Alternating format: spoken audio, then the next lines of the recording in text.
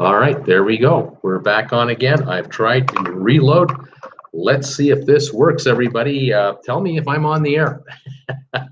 I have reloaded. I am hoping that well, I doubt it. I'm on the original link, so it's going to probably be a new one. I'm going to go over here, double check. Everybody see me? Let me know. Okay, there we are. I'm going to my channel. And we'll see if I can find myself on my own computer here. So bear with me, folks, as I attempt to make contact with everybody, including myself. How about that? Over here, and here we go. Click this. Click this. Here I am. And 11. I've spelled my name wrong, B-R-U-X-E. Oh my gosh. My channel there. Let's see what's going on. Okay, I'm on the air. It doesn't look choppy at all. Much better. I'm here. Okay, folks are coming over.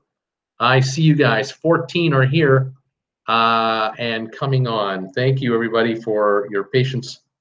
I wasn't going to play the same game we played yesterday. Go 7.5 minutes. I'm waiting for it to fix itself because it's not fixing itself at all. Let's see what we have here. There we go. I see myself on my little phone here. See myself on the screen. It's looking better. And I've got 15 here. D and G are here. Okay. Looks like everybody is here. Well, everyone's coming over from the other side, I guess. How are you guys doing?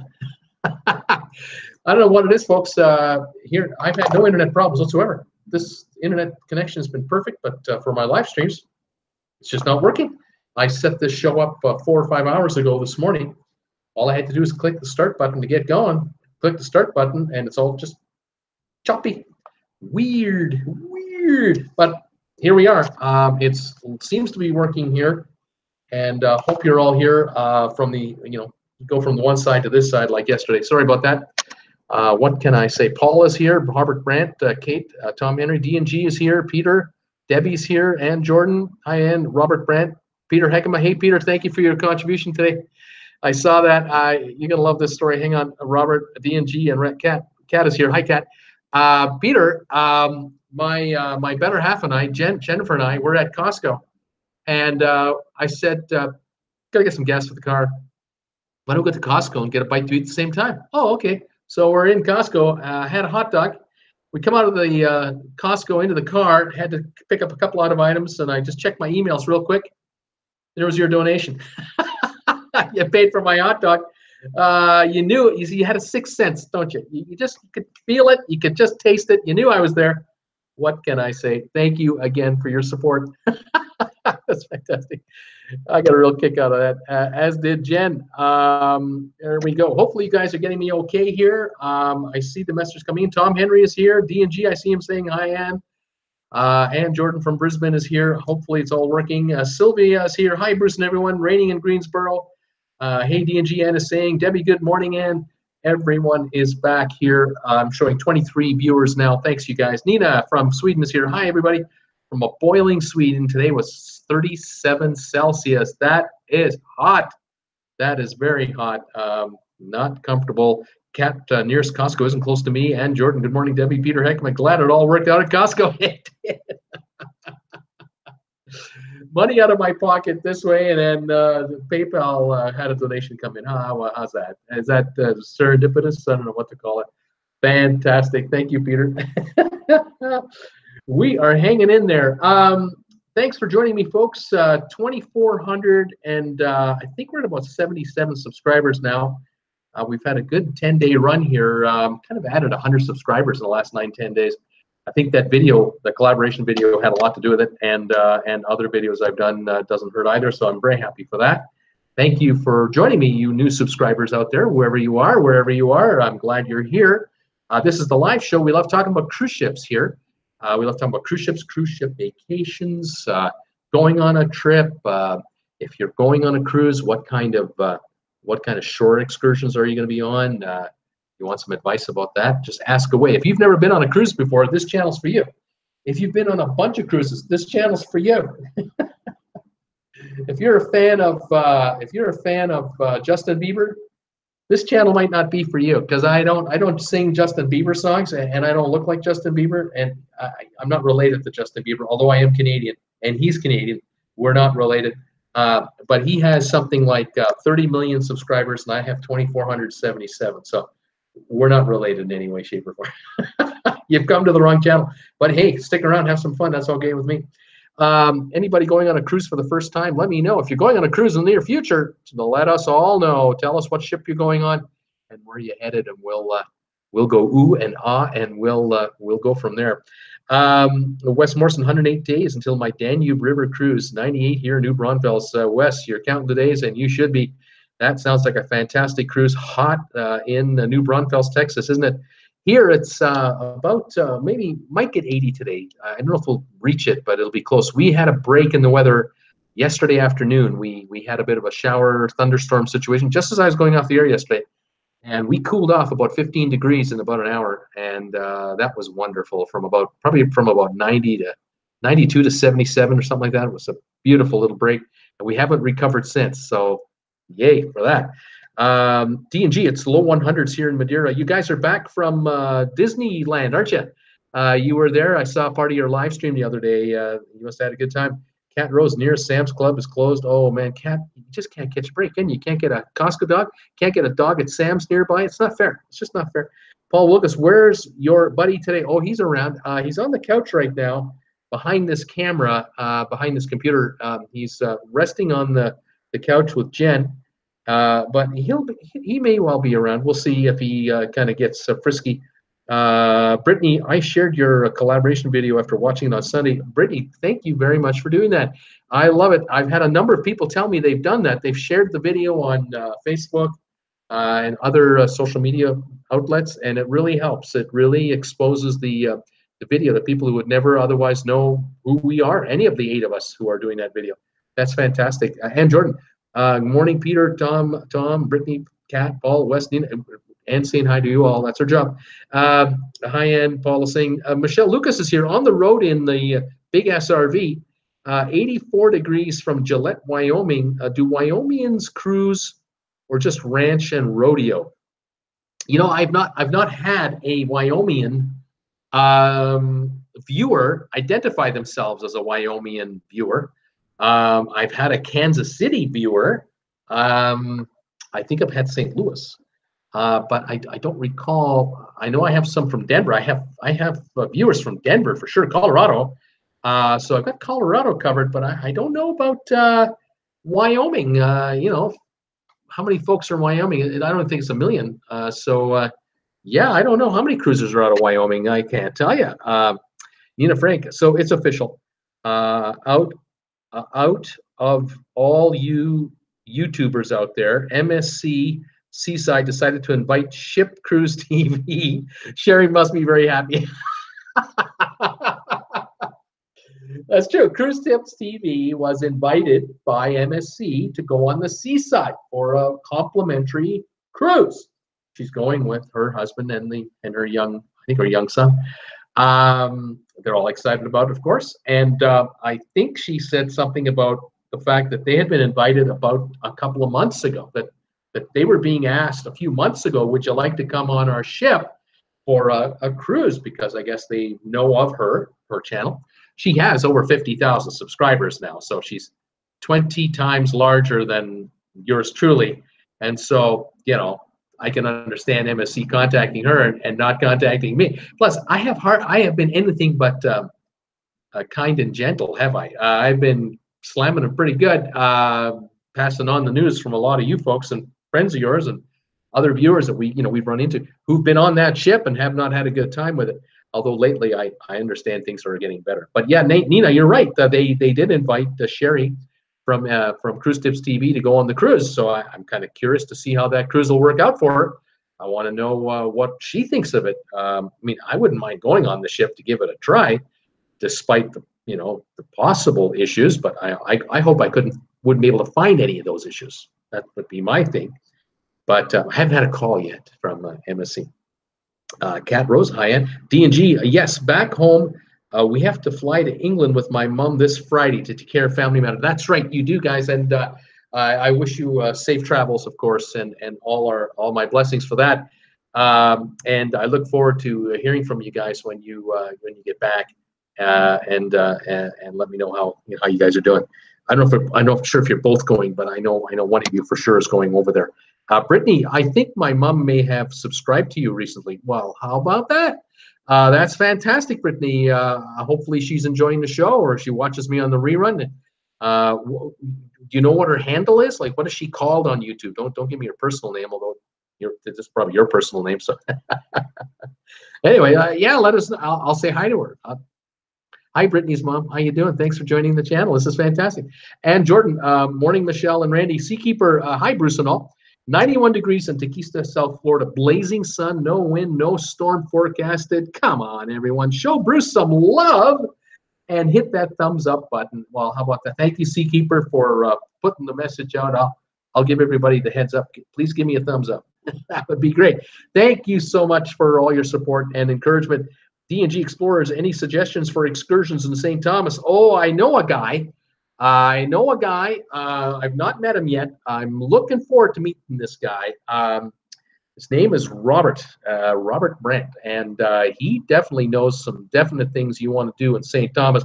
I can tell you that I have been to St. Thomas with my wife Jennifer, but this was before I knew who Robert Brandt was, and he didn't know who I was because I wasn't a YouTuber at the time when I was at St. Thomas.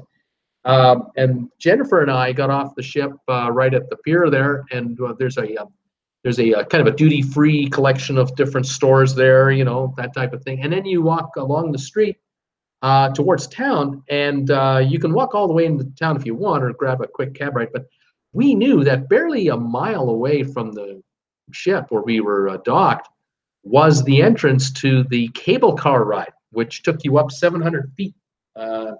Which we wanted to do. I'd seen it on YouTube before, and I thought, well, let's check it out. So we were there on a Sunday. We were the only ship in town. We got there, and there were maybe 4 people waiting to go up the next group of cars, if that. We went to the top of the cable car. We got up there. There were maybe 15 people there. It was fantastic. Just, oh, it was great. First thing Sunday morning, clear sky. I took a number of photographs from up there, and I got lucky. I took one photo that turned out to be iconic. I've been able to use that photo on my T-shirt designs. I have a St. Thomas T-shirt, and I've made coffee mugs with this logo, travel mugs with this photograph. Fantastic, and it was a perfect day. No cloud in the sky, beautiful blue water. It was just, But my buddy here, Mr. Robert Brandt, has given me other suggestions for St. Thomas over these episodes. So if he's watching, he might be pumping some of those in there, because he tells me that you can take a couple of tours right off the pier there. And one of the tours will take you up, instead of going up 700 feet with the cable car, you end up going up another mountaintop or hilltop. And this one, I think, is over 1,000 feet up. And it's another dramatic view of the harbor in St. Thomas. Beautiful. So that might be well worth your while. And I'm sure there are others as well. John B., looking at cruises for 2021, too far in advance. So looking at 2020 to get an idea. Already have a cruise plan for this year and next. Right on, John B. Yeah, you can go out about a year or two, like 2020, some 2021s, but 2021s, 22s, no way. But some 2020s by now you can start looking at for sure. More are coming on all the time. Announcements are being made all the time. I have a couple of pieces of news here that I'll go over in a minute. Brittany Lockwood, this is my 3rd different live stream I will have watched today. Man, you're like an addict, Brittany. You're hooked on live streams. I hope this one doesn't bore you to tears. I hope my show engages you and keeps you going. I'm on later tonight for trivia at 8 o'clock tonight. I might be the 4th one, 3rd and 4th one for you if you got that much stamina. That's fantastic. Richard C., hello all. Hello, and Jordan, yes, Nina Frank. Sherry vlogs are awesome on MSC Seaside. Brittany Lockwood, not all 3 on YouTube, one of them on Facebook. Oh, well, there you go. She's mixing it up a little bit. Very good. Robert Brandt, thumbs ups everywhere. Michelle Lucas, hi, Ann, Debbie, Bean, Thomas Henry while RVing, biscuit eating Randy. You know he's looking at cruises. Just because Randy's in his big ass RV chomping down on a couple of biscuits from time to time doesn't mean he's not shopping around for a good deal on a cruise. There you go. Interesting stuff. It's good stuff. Richard C. thumbs up. And Jordan at D&G Explorers, have a safe flight. Hope all is well. Kat is going neat. Debbie Emmanuel. Hi, Michelle and Randy. Safe travels you too. Robert Brandt, D&G Explorers. When will you be in St. Thomas?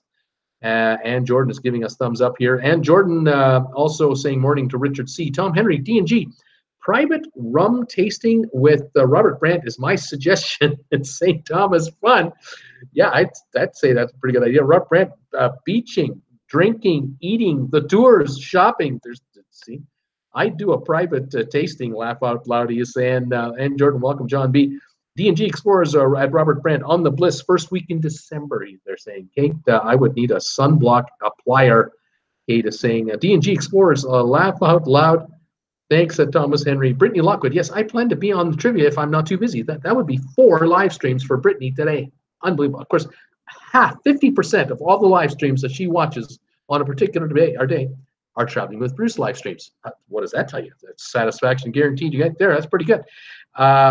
Robert Brandt, remind me a week or so ahead, and I'll give you all the what's what at that time, D&G, and I can always show up at the port and point you in the right direction. How about that? Tom Henry, Norwegian must have had some website problems yesterday. One guy said he logged in, and it said his balance due was $18 million. Well, they must have sold him part of a ship or something.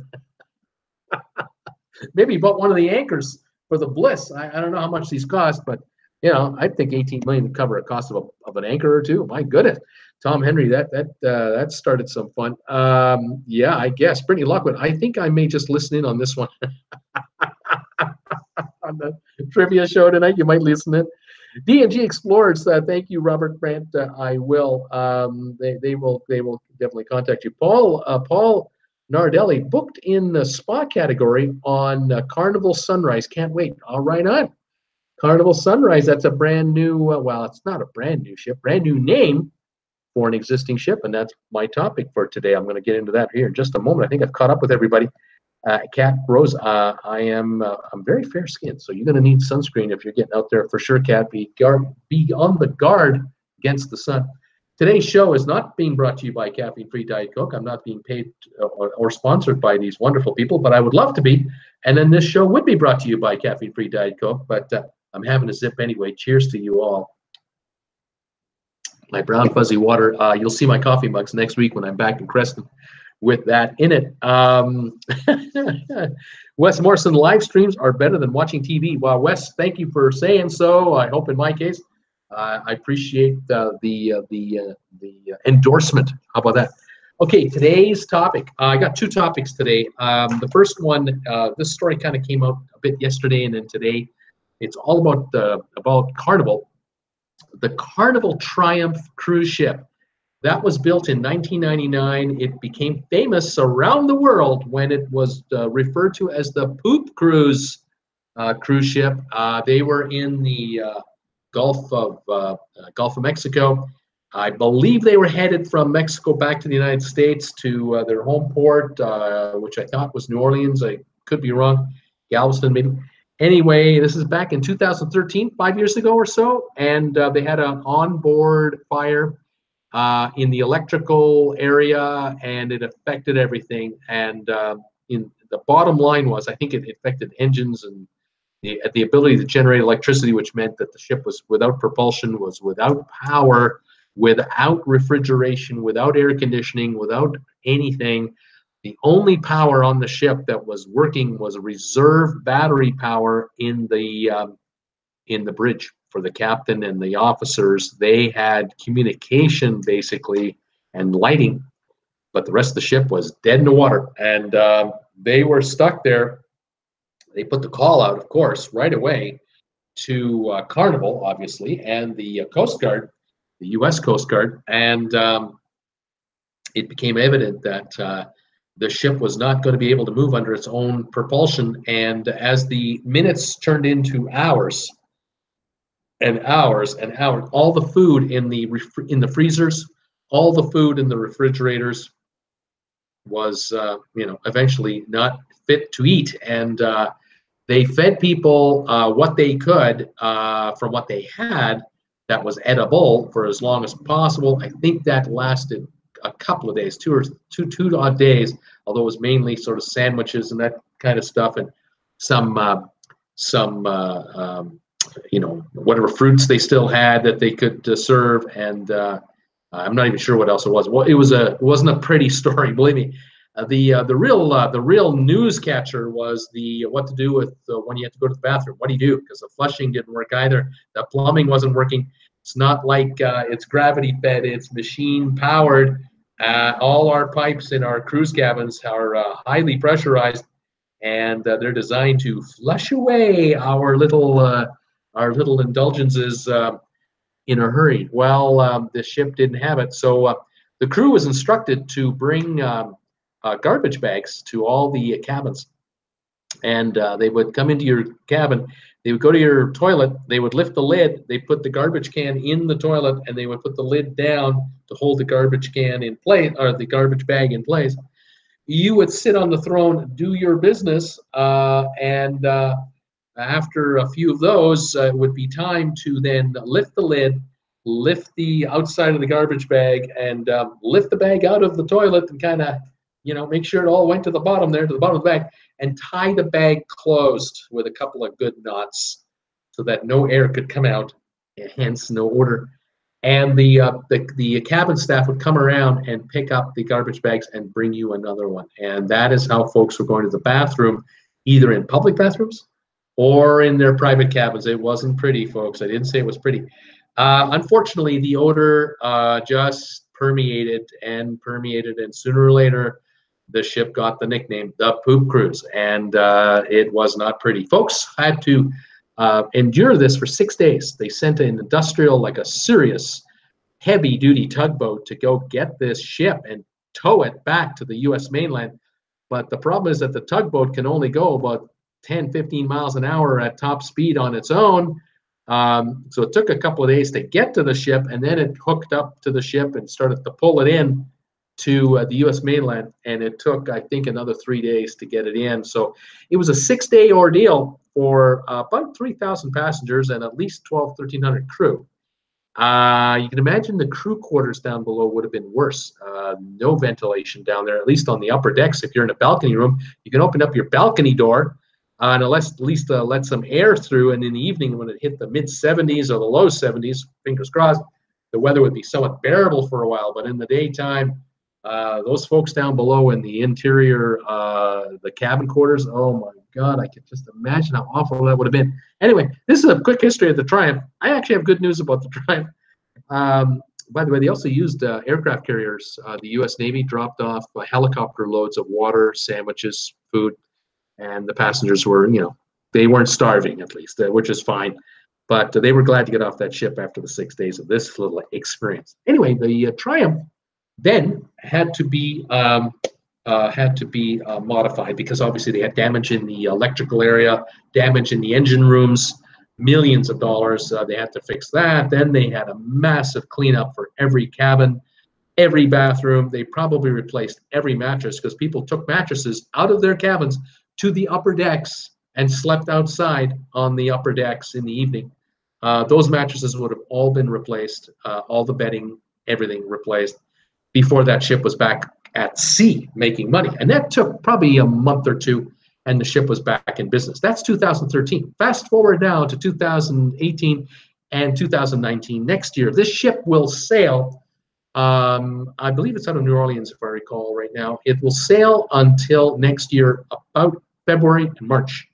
And it will then sail over to Spain. It'll go to Cadiz, Spain, the oldest city in Europe. There is a dry dock there.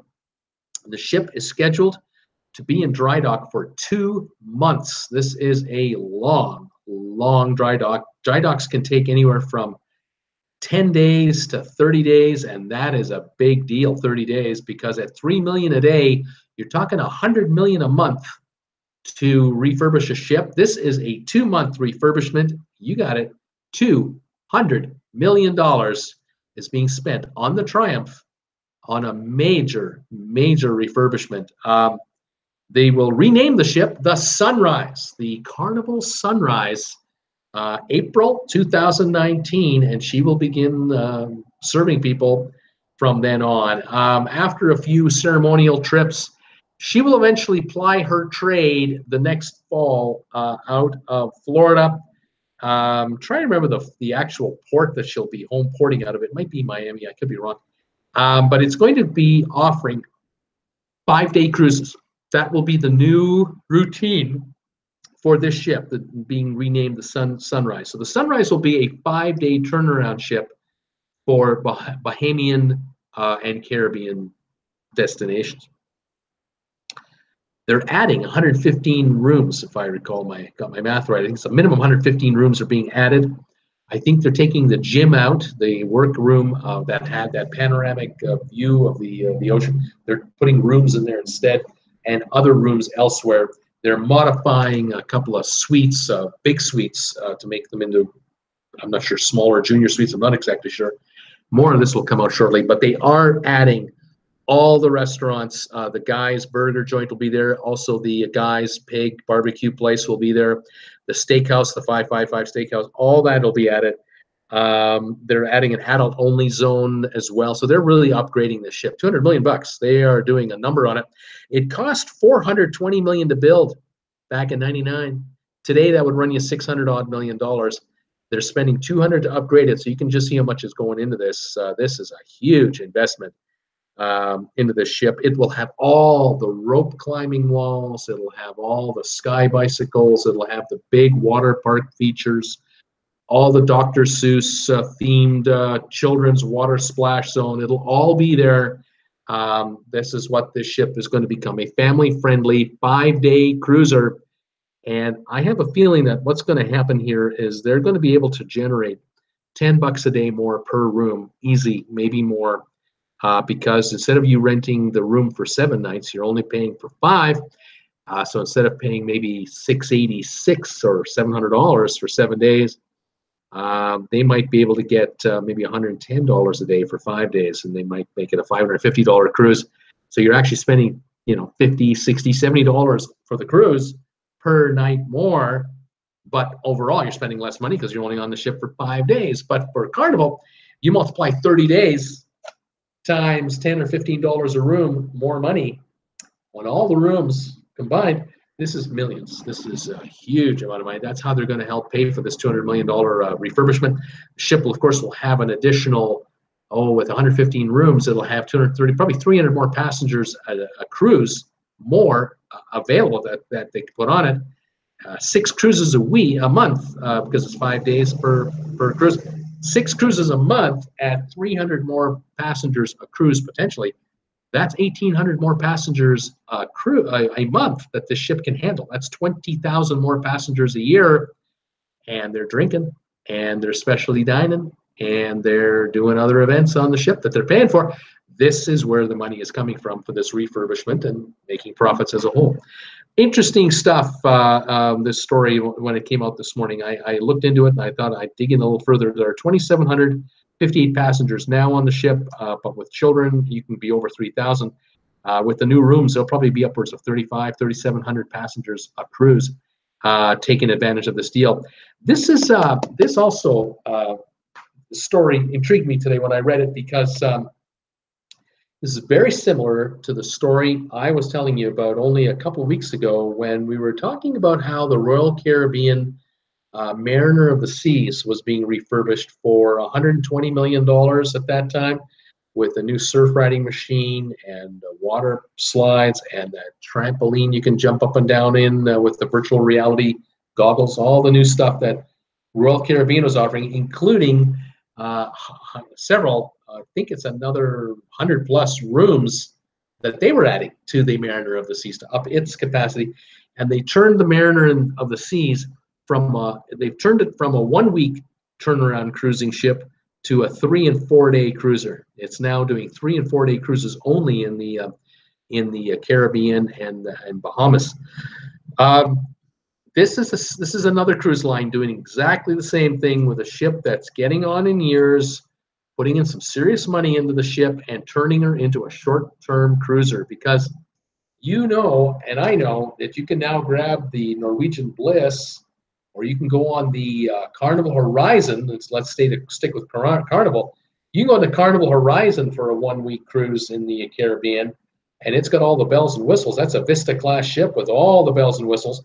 You can do the same with perhaps the Panorama in Long Beach, of course. That's a brand new ship coming. And so Carnival passengers are now being offered Carnival ships with all the new features, and that means that these older ships don't compete against their own brand. And so by putting $200 million into this ship and turning it into a 5-day turnaround ship instead of a 7-day, it doesn't have to compete with the Horizon. It doesn't have to compete with Panorama. It competes with its, with the other older ships. This ship should be full every cruise. They'll be able to offer cruises from as low as the high 300s for an inside room up into the 500s for a balcony. And then, of course, your suites will be obviously much higher than that. But I see this as a pattern. Royal Caribbean is putting in nicer refurbished ships for short-term cruises. Now Carnival is doing it.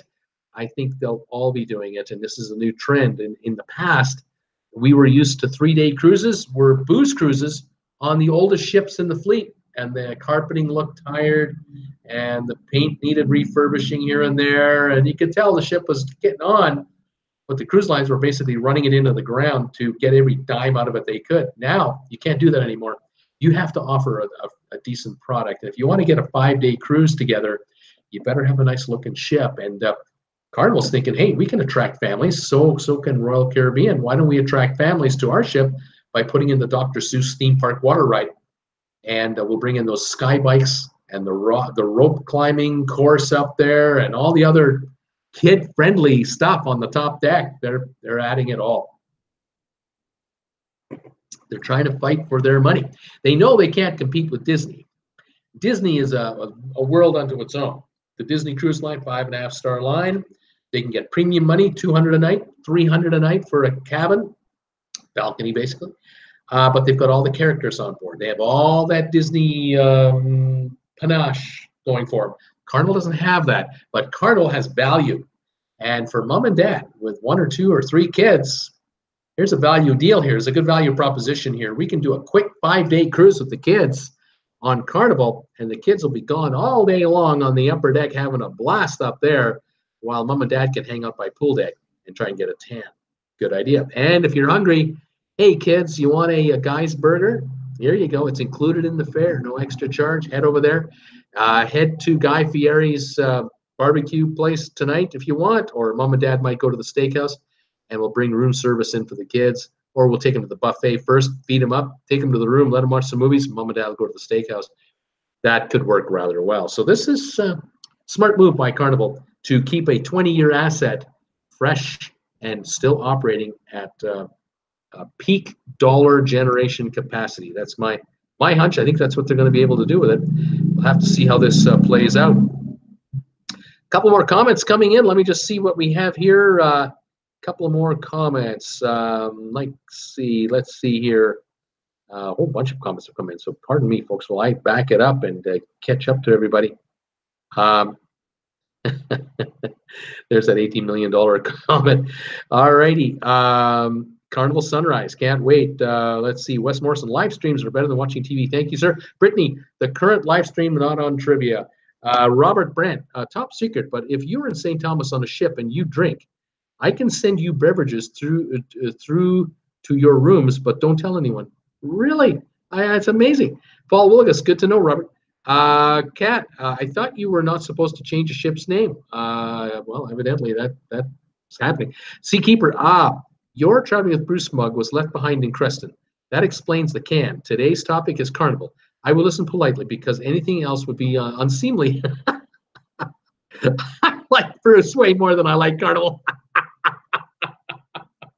Thank you, Seakeeper. I'm here in Calgary, and I'm drinking out of a can here because I don't have my mugs with me. I have another topic, by the way. I'll shift gears here in just a second. So this Carnival stuff's almost done. Robert Brandt at Seakeeper don't like Carnival or or just the brand Seakeeper Carnival ship as a whole, not their brands. Robert Brandt, it's not everyone's taste. There you go, Robert Brandt. When my kids were young, it was a good line for the younger, you know, and as they grew, liked more luxury when the kids could be well behaved, could be good. Now have grandkids, and we're back to Carnival. Laugh out loud. Yeah.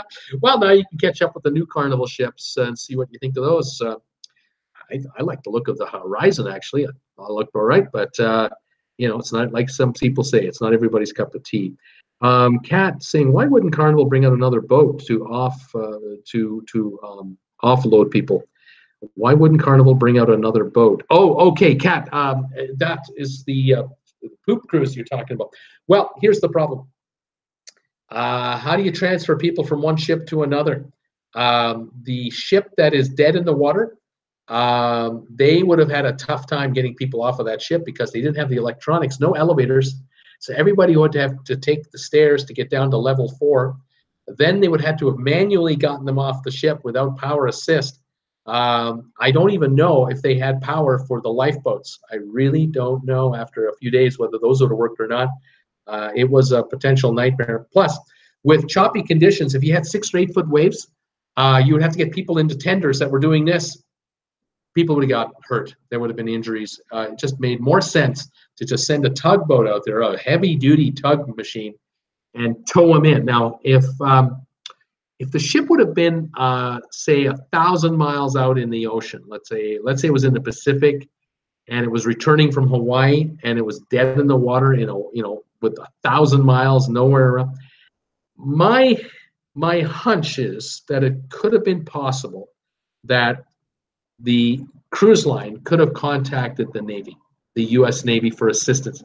Now, whether the Navy would have been willing to help, I don't know. There are ships out there on the planet that can rescue this kind of a ship and bring it in. The problem is, if you've got 3,000 men, women, and children on a vessel plus crew, talking maybe 4,400 people here, in these very hot conditions, I would have thought that if it were 1,000 miles offshore, the Navy would have scrambled an aircraft carrier to it as soon as possible to assist, because you're dealing with thousands of people. Now, they would have left them on the ship still.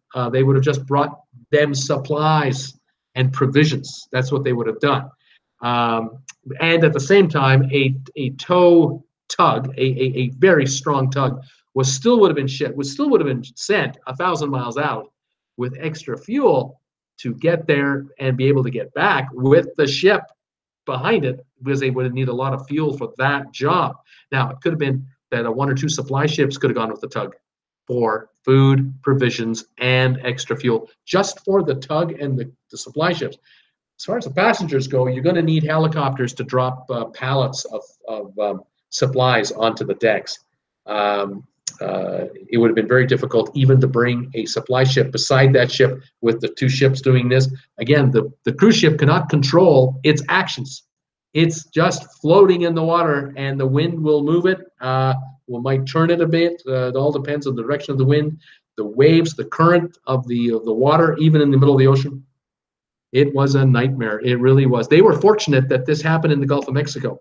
They were only 100 miles off the shore, or 200 miles from the U.S. They weren't that far from the U.S., and they were able to be reached relatively quickly. But yeah, it was not a fun time, Kat. Robert Brandt, Kat Rose, they don't have ships just sitting around, and that's a good point too, Robert. Good point, Robert. Carnival has 26 ships. They're all sailing. Every ship sails all the time. These are money makers, or if they sit around on the pier, they lose money. They're not losing money makers. They're making money makers. Every ship was preoccupied with its own cruises, all of its passengers. And so you can't have, you're not going to disrupt the holiday with 4,000 passengers here to go to this ship over here, because of these 2 ships bump into each other. We've got issues there. We don't want to do that. So you got to bring in a tug to get her into shore. Robert Brandt, oops, Bruce talk has my mind elsewhere sitting. Paul Wilgus, laugh out loud. D&G Explorers, how often has a name change happened? I think this is a first I heard with the exception of the ship that was sold to another cruise line. Actually, D&G, this does happen from time to time. Certainly, it happens when cruise ships change hands from owner to one cruise line to another. That's quite common. But it does happen occasionally that a ship will change hands in the same line. In this case, they're so redoing it. And I think Carnival's PR department is so desperate to get rid of the name Triumph from the Poop Cruises connection. They're dying to get rid of that name, and this was their chance to do it on a retrofit. Plus, of course, being in dry dock, now they can change all the signage on the inside of the passenger doors. They can do all the signage on the ship.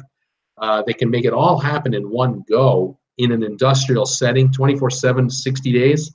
Whereas trying to change the name of a cruise ship while it's actually a cruise ship can't be. It would take weeks. It would be such a pain. So that's why they're doing it. But it may have happened before. I know that Carnival has done it already to another ship. I think the Destiny. I think I saw a comment here by somebody. Yeah, Sunshine was formerly the Destiny. Thank you. And so it's happened before, but it's not an often thing. But from time to time, it'll happen. Robert Brandt, but it's a good point of why there isn't some sort of Coast Guard ship, etc., to offload them. Yeah, Robert Brandt loves Guy's Burgers when they're not pre-made. Yeah, Peter Heckema, Carnival Destiny was renamed a few years ago, but I can't remember what it's called now. Cool Jazz, D&G, Carnival Sunshine was formerly the Destiny. There you go. Peter Heckema, thanks, Cool Jazz. Couldn't remember. Cool Jazz, they need to redo the Fantasy. It's really old. They probably will, or they're going to sell it. Let's see here. Brittany, Bruce, the Triumph does 4 and 5 night cruises now out of New Orleans to Mexico. Yeah, they're doing Mexico cruises now, and they're going to now shift the ship to, they're going to shift it over to the Bahamas and other spots in the Caribbean. And this will match what Royal Caribbean did with the Mariner of the Seas. They're going to basically offer sort of the similar itineraries, different dates.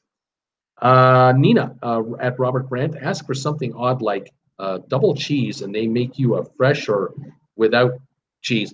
Yeah, if you order a burger that is not a traditional, then it's not pre-cooked. They have to make it from scratch. So yeah, think of that. Robert Brandt, laugh out loud. That's the staff. But on embarkation, they also pre-make a lot of burgers when they are fresh. I like them when they're fresh made. Right on. Richard C. thumbs up. Jim Thomas, hi everyone. 104 here in Smoky Anderson, California. Today, yuck. Hang in there, Jim. I hope you're still in your house. Robert Brandt, wow, 104. Ed Tolson, hey Bruce and everyone. Hey Ed, how you doing, buddy? Peter Heckema, Bruce, we are cruising on the Symphony in November, and we would love to try the Bliss next. Would you consider that for a group cruise in the new year? Well, if the price is right, maybe that's the way to go. I'm kind of torn kind of how to do this, because I want to do a group cruise, but I also want to attract as large a group as possible to the cruise. And so if we pick a brand new ship and they're asking top dollar for a cruise, versus if I pick a ship like a Holland America or a Celebrity cruise ship that might be 5, 7, 10 years old, but it's in tip-top shape and I can get it at a really discount price. I'm talking balcony here.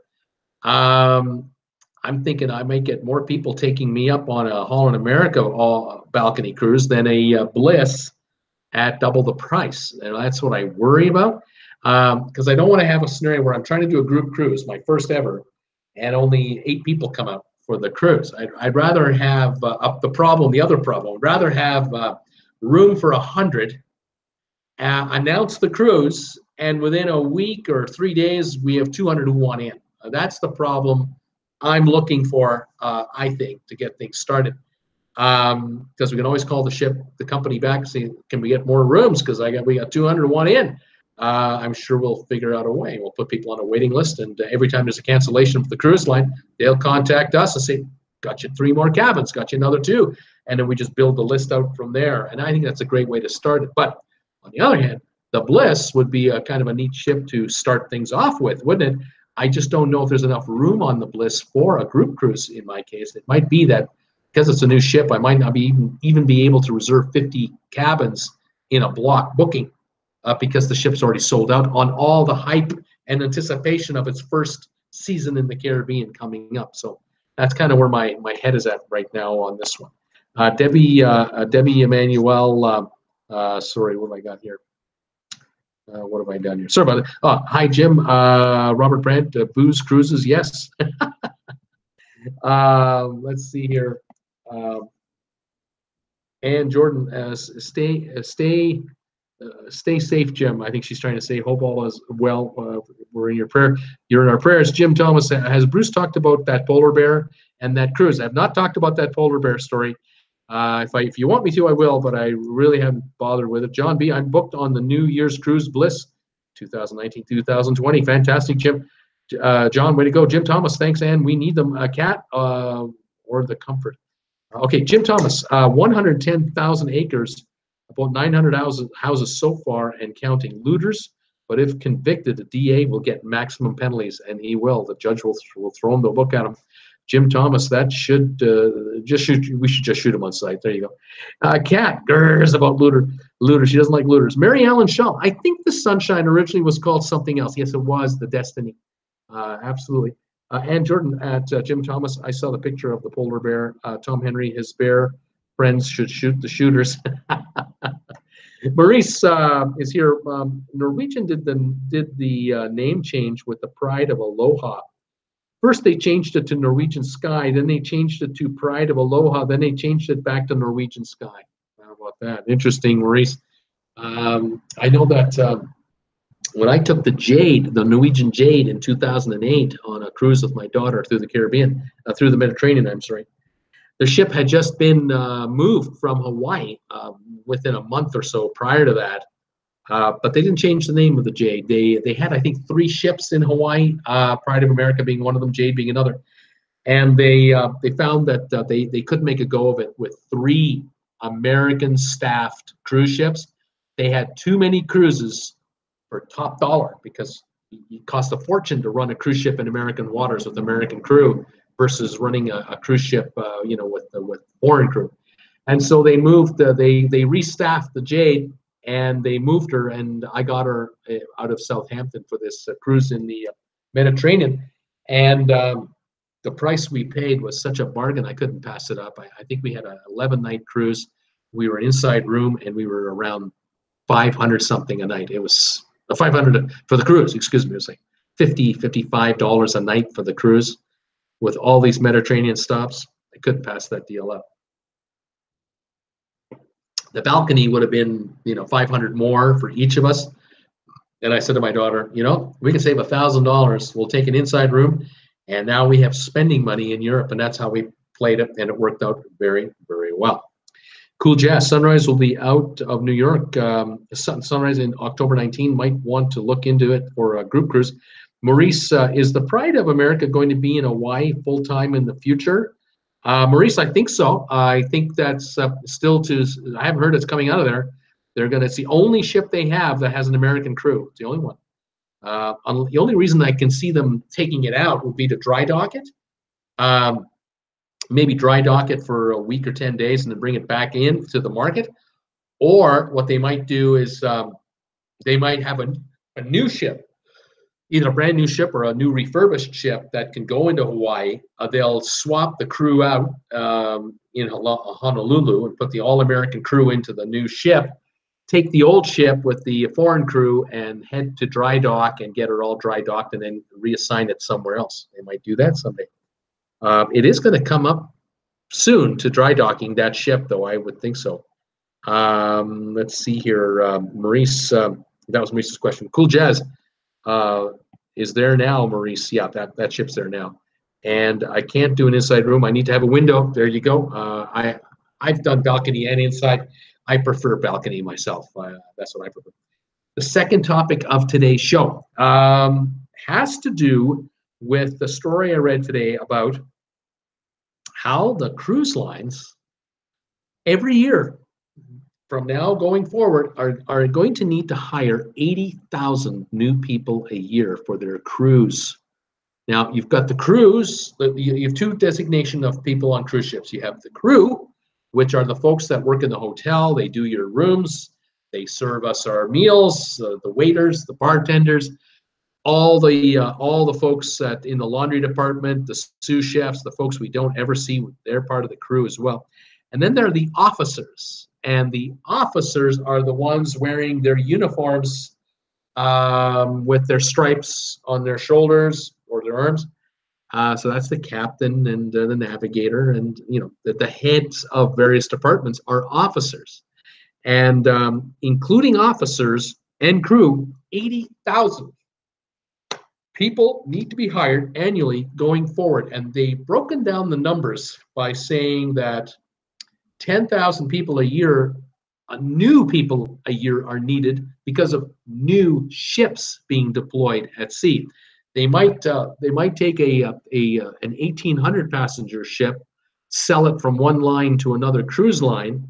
It still needs crew there, but the ship that's coming to replace the 1,800 ship is a 5,200 passenger ship. It needs, instead of 850 crew, it needs 1,450 crew. We need 600 more crew members on top of what we had. In effect, we actually need 1,450 more. That's just one ship. So 10,000 new crew members are needed every year because of all the new ships coming into the cruise lines. Plus, 70,000 crew members are needed annually for replacements, the turnover rate. Now, I was looking up how many people are on cruise ships now, how many crew members are there in total, and this includes officers and crew and people. For example, if you're taking, say, 1,400 people as a crew, crew and officers on a typical cruise ship, 280 more, 20% more, are actually assigned to that ship, but they're on a holiday break right now. They're in between contracts, because the contracts can run anywhere from 3 months for certain positions like entertaining, to 6 months for dancers, singers, and certain directors and producers and other departments, up to 10 months or 11 months even for a lot of the other crew. And these contracts are staggered. So you might have 1,400 people on board, but every month a percentage of those people are coming off and being replaced with new. And so a 1,400 crewed cruise ship actually has 1,680 total crew assigned to that ship at any given time. Okay, so 250,000 people make up the total number of crew and officers on all the cruise ships of the world at this point. It's an approximate number, but it's pretty accurate. And the number they say is that 70,000 are needed to be replaced every year. Now, of the 250,000, there might be 5 to 10% a year retire. They just they only work so many years and then they pack it in, and so you automatically have up to a 25,000 turnover just on that. You may have another 25,000 people who just find that it's just not for me. I've done one contract, I've done two, I've done three. I can't handle this life anymore. I just am too far away and too long away from my children, my wife, or my family, or my friends, and I need out. And so that's a high turnover. And then you have about 20,000 people a year get fired because the cruise line determines this isn't for you either. We appreciate you working for us, but you can't handle this life, or we have complaints. Because to understand the crew world, the world of the crew on a cruise ship, you have to understand that the crew members come from countries like the Philippines, Indonesia, India, and various Caribbean countries. The officers come from Italy, the United Kingdom, the Netherlands, Germany, Norway, Sweden, Croatia. New countries where crew is now coming from include Myanmar, Thailand, Vietnam, and now China. Well, on some of these cruise ships at sea, like the larger ones with 1,500 crew, 1,800 crew, you may have as much as 40 different nationalities on board the ship, 40 different nations represented. And you could have 12, 8, 9, 7 different religions represented as well. And there are some who are very religious, others who are not so very religious in amongst the crew. Makes sense. It's just the world in which we live in. And so the cruise lines are constantly attempting to juggle their crews in such a way that they have harmony down below decks between nationalities and between religions. The problem of the world is everywhere in the world. And so it's an interesting thing to read up on that I noticed today, that they have 70,000 turnover a year. Now, if you're a young adult, 22-year-old adult in the Philippines, and you can speak fluent English and Filipino, you could well be a candidate for a job on a cruise ship. But the thing is, the cruise line, they'll interview you and they'll screen you and they'll do some testing on you, but that doesn't get you the job. You've got to be trained up. So in order for someone to be taken off a cruise ship and someone to be trained and to replace this person, that new person is probably in training for upwards of 3 months before they're even put on a ship. And then they're only given a 6-month contract to start, just to see how this first one goes. Send them home, give them 3 weeks off or 2 weeks off, let them think about, how did you like that? Are you ready for another contract? Because if you become a regular crew member, you may be on a 10-month or an 11-month a year contract with 4 to 6 or 8 weeks off in between contracts. And then we'll go from there. Of course, the employee decides whether they want to come back, and the cruise line decides whether they want them back or her back. So there's a lot of intricacies involved. Now, if the crew member is going to work in the laundry department, they're going to be trained how to handle that. If they're going to be trained in the hotel area as a waiter or a busboy, they may start off as a busboy, cleaning tables and setting tables before they even get near a waiter opportunity. That might be training as the years go by. Within 3 to 5 years, that individual may have worked themselves up to a waiter position, and they're now training other new waiters for the waiter position. There's a lot of stories of crew members who start off, really low on the totem pole. They work their tails off. They're dedicated. They study. They pay attention. They're reliable, and they get advanced. And over 3, 4, 5 years, they become head waiters. Eventually, maybe in 7 or 8 years, they become maitre d's of restaurants or managers of restaurants or bars, bartenders, and that type of thing. And they're compensated for that.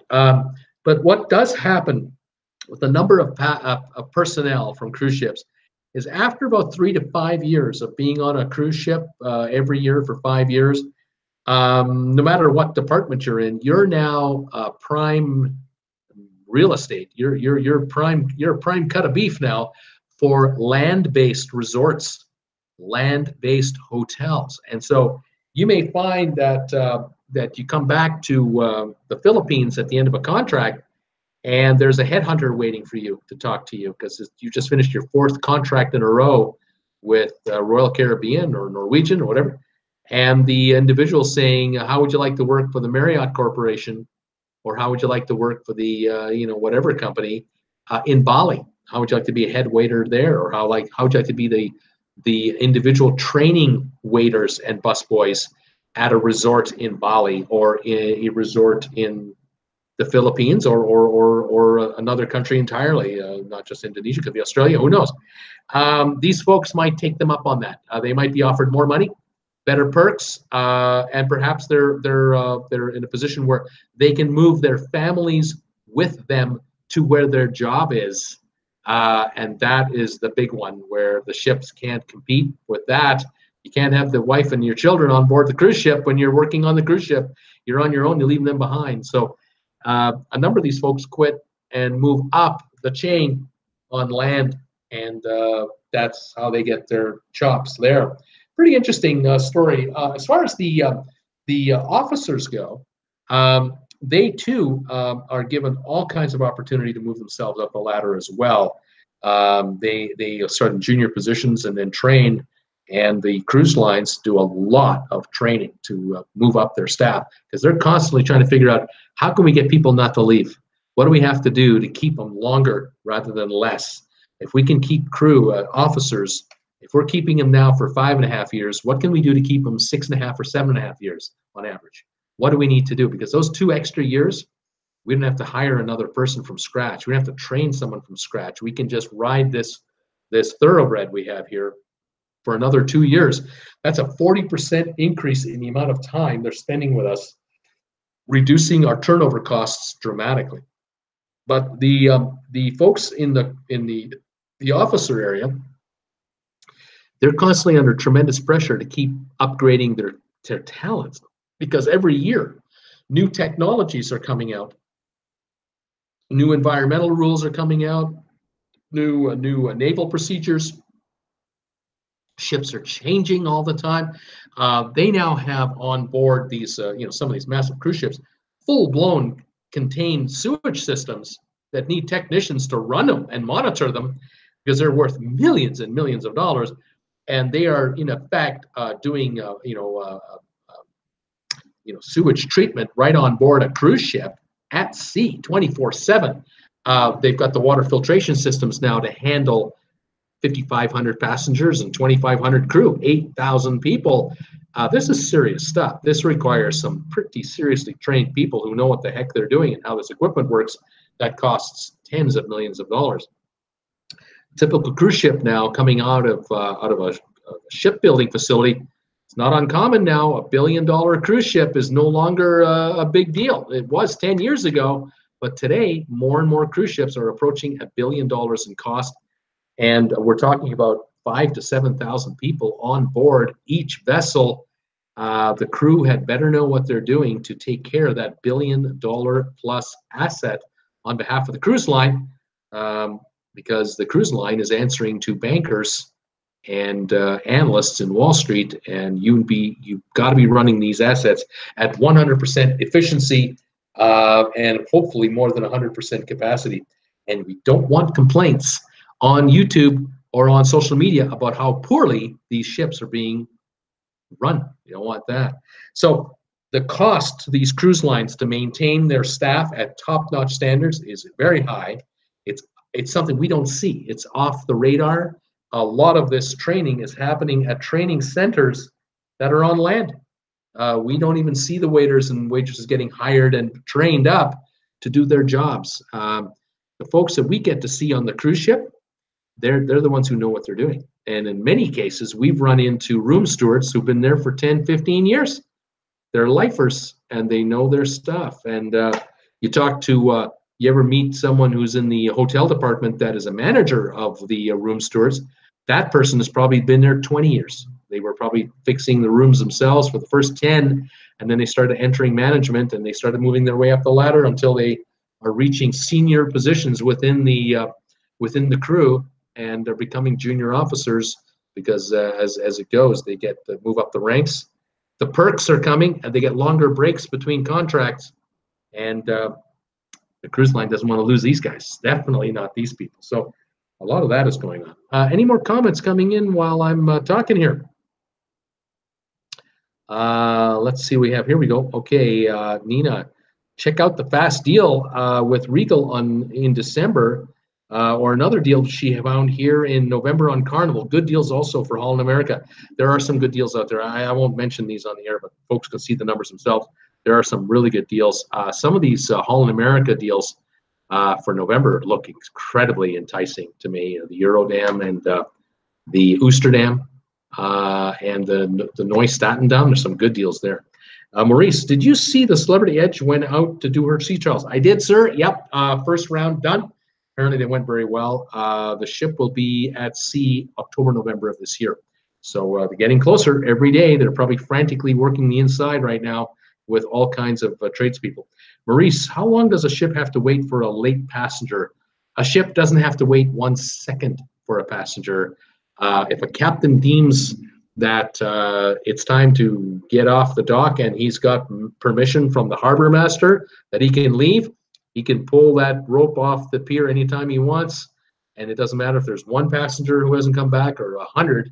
If they're late by a minute, they're late, and they run the risk of missing their ship coming off. So it does happen where cruise ships will leave passengers behind because passengers either went out for a stroll on their own and lost track of time, or they thought it was 4 o'clock, but ship's time was 5 o'clock, and they blew it. There are others who take private tour operators and don't take a ship tour operator, and the private operator has the wrong time and gets you back too late, and they're left behind, and now they have to fend for themselves to make it back wherever they got to go. Now, what you do, of course, if you're the person getting left behind, if you've got your room key on you, and you should, because that's how you got off the ship, you're going to need your room key to get back on the ship. There's an 800 emergency number on the back of that room key. Get a hold of the cruise line right away, toll free. Tell them what happened. The folks at head office who take your call, they will contact the ship and say, "Hey, are you missing Bruce from room number so and so?" "Yeah, we are missing Bruce. We can't. But he got off the ship at 9 this morning. At 5:15, we pulled off. He hadn't come back on yet." Well, good news. He called in, so he's alive. He didn't die in Jamaica or wherever you left him, but he is definitely. He knows he's missed the ship, and we're now working with him to get you reunited. Now, if it's the last stop on a 7-day cruise and the ship now has a day at sea and then it ends up back in Miami, you're not catching your ship at sea. You're going to meet your ship in Miami and get your bags when it gets there.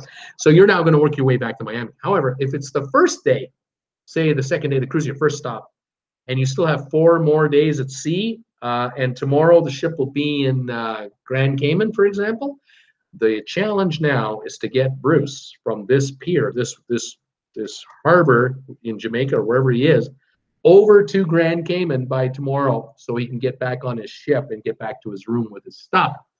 And that's where now the cruise line may or may not help you with booking a flight and or finding you a hotel for the night, either in Jamaica where you are, or flying you out tonight and getting you to a hotel in Grand Cayman where you're going.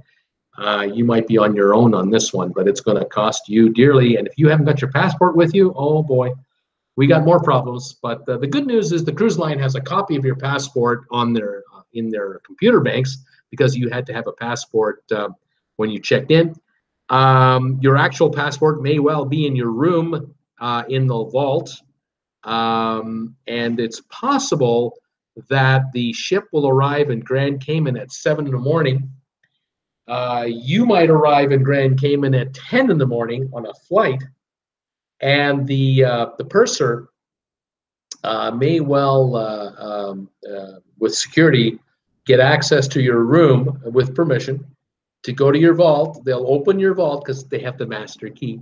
They'll get out your passport because you told them that's where it is.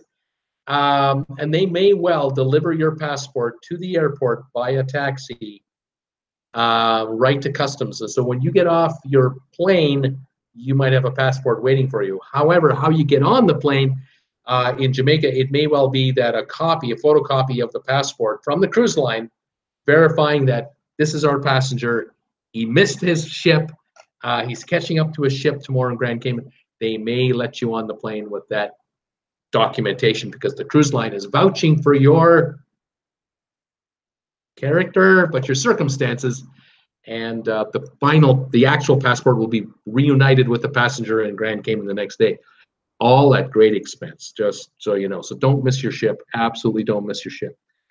So Maurice, they don't wait. They don't have to. Cool Jazz, what about captains? How many do they need? Well, they'll have a captain, of course, on board each ship. Obviously, they'll have a second in command, a third in command on each ship as well. But back at head office, they will either have, of course, if they've got 26 ships, it may well be that there are 26 captains out at sea right now, but there are 5 captains at home on holidays right now. And so they have an emergency supply of 5 captains where if something happens to captain number 1 on this ship over here, they may call the guy who only has a week of holiday left and say, "Hey, Henry, listen, can you do us a favor? Jack over here broke his leg in whatever, and he's incapacitated, whatever the problem is, right? He had a heart attack on board, and we've had to evacuate him to a hospital at the next stop. Can you grab a plane from Heathrow, where you are? Maybe he's in the UK for a holiday. Can you grab a plane from Heathrow and get your butt over to Grand Cayman or to Cozumel We'll fly you to Miami and connect you to Cozumel, and you'll meet the ship in 2 days there. But right now it's being commanded by the second in command. We need you to command the ship until we figure out what the hell's going on. He may well be interested in doing that. They usually have someone in reserve to bring in if the captain is in trouble. So there you go. Nina saying up to the captain. Well, sometimes it is. Sometimes the captain's unconscious. It's not up to the captain. Cool Jazz. Will they? They will wait if you booked airline through the cruise company or an excursion other than the one on your own money. On your own. That's right. If you're in Jamaica on an excursion and it's a cruise ship excursion, the ship will likely wait for that bus to come back with all 50 passengers because they're all part of the cruise line's group. But if the ship has to get out of the port, and I mean get out because another ship is coming in, the harbor master demands they get up, they might go offshore a mile and then bring a tender in and wait for you with a tender and then tender you onto that ship. That could be the worst case scenario in this case. Seakeeper, will they wait for you if you're late? Do you feel lucky, Seakeeper saying? Check out Pier Runners on YouTube. Great entertainment. That's right. There's all kinds of YouTube videos of people missing their boat and yelling at the ship, how could you do this to me? Well, too bad. Maurice, Bruce, why don't you do the group cruise on the new Celebrity Edge? Well, I saw some Celebrity Edge cruises, balcony rooms, $5,400 for a week. That's one reason I'm not doing a group cruise on the Edge. The first year of the Celebrity Edge is probably sold out. And it is likely that whatever cruise deals you are finding for the Edge, whatever cruise fares you're finding that are available, might only be for 5 or 6 or 7 rooms. There probably won't even be enough rooms for a group cruise at all for the first 6 months at least for the ship's life. That's probably one reason I'm not doing a group cruise this year on the Edge. Seakeeper, I imagine PRIE might be the prime criteria. I'm not sure what that means. And Jordan, Maurice, Edge, yes, please. That would be awesome. Amazing ship. Yeah, well, I don't think there's room on the Edge. I think the Edge is sold out. Tony, just saw a second person has an $18 million bill for a November Panama Canal cruise on the Jade. There are no deals on the Jade, folks. No deals. They're going with 5 passengers, $18 million each. They're bringing in $90 million. That's it. How about that deal? That makes sense? There's a glitch. They'll fix it. Don't worry. They'll fix it. Well, that's funny. Tom Henry, very fuzzy math to get from the per person charges to the total. Yeah, I guess. Robert Brent, running to dinner to get back for trivia. See you guys at 8. You betcha, Robert. We'll see you at 8 o'clock. What do we got now? It's 6:14. Robert Brent, there he goes. Paul Wilgus, later, Robert. Tom Henry, we should do the SS Minnow. Quick 3-hour cruise. What could go wrong with that? You know, if we got Robert Brant supplying us a bunch of booze for that trip, what do we got to lose? Maybe we got enough to supply us for 3 years. I don't know. And Jordan, lots of laughs. Tom Henry, I love to go on the SS Minnow if she was still around. I'm sure there are versions of the SS Minnow in every harbor all over Florida and the Bahamas, I'm sure. But anyway, there you are. So that's my story on the crew, and that's my story today on the Triumph, the Carnival Triumph that's going to become the Carnival Sunrise. Should be interesting to see. A lot of hype on that ship, I'm sure, will be done, just like the hype we saw, the media hype we saw on the Royal Caribbean Mariner of the Seas. They did a lot of promotion on that ship when it was refurbished for, I think, $120 million. And this one is $200 million on a Carnival ship. That is a serious redo on the soon-to-be Sunrise. Very interesting stuff. Tom Henry, I think it's to cover the Joy's refit. Yeah. $18 million for cruise so that we can pay for that $50 million retrofit on the Joy. That has to be done because she's being repositioned from China to Seattle next April. That is super short timing. Norwegian is scrambling to get that ship filled. I think there will be deals on the Joy, especially out of Los Angeles next fall, because she's going to be offering ship cruises out of Mexico and the Panama Canal next fall and winter, and that should be quite interesting. I have another guest here that might make an appearance. I'll see if I can encourage him to come on by. Eddie, would you like to be on the air with me? Hey, Eddie. This is Eddie. Hey, Eddie. Eddie's a little over a year old.